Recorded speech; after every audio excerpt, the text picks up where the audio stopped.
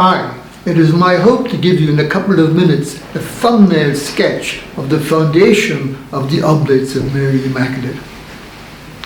Eugene de Mazenod was a young, dispossessed French noble who just returned from exile, mostly in Italy, and who was consumed with a passion for the restoration of the faith in France, which had been nearly destroyed as a result of the French Revolution, which he himself had just survived as a young noble.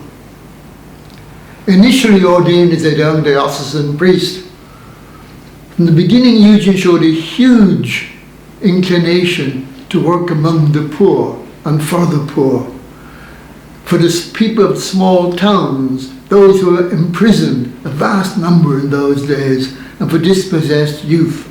They were his focus from the word go. In those days, church celebrations and Eucharist and so forth were in a very highfalutin language. It is the kind of language most of the poor people couldn't understand. It was the traditional language of the church.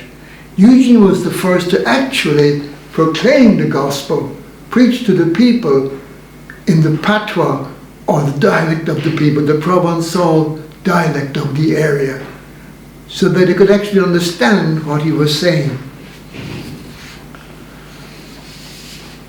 After some time, he became awfully aware that he couldn't do it all on his own. He needed helpers. And that became even more obvious after he got a bout of typhoid fever. When he recovered from typhoid, he approached a number of people, in particular a great friend of his for many years, Father Henri Tempier, who was to remain a friend and fellow oblate for the whole of his life.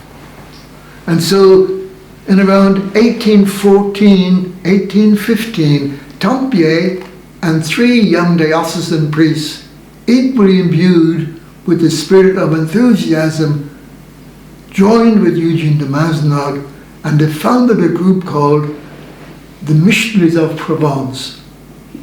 Their ambition was to serve the poor and the youth and the prisoners.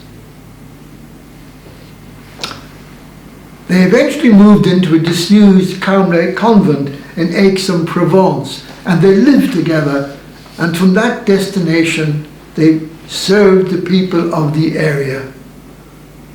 We remained Missionaries of Provence for quite some years, close to 10, until in 1826 Eugene went to Rome and had a private audience with the Holy Father, Pope Leo XII.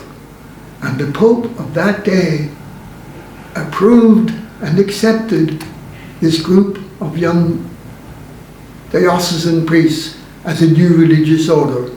And he gave them a new name. He called them Missionary Oblates of Mary Immaculate.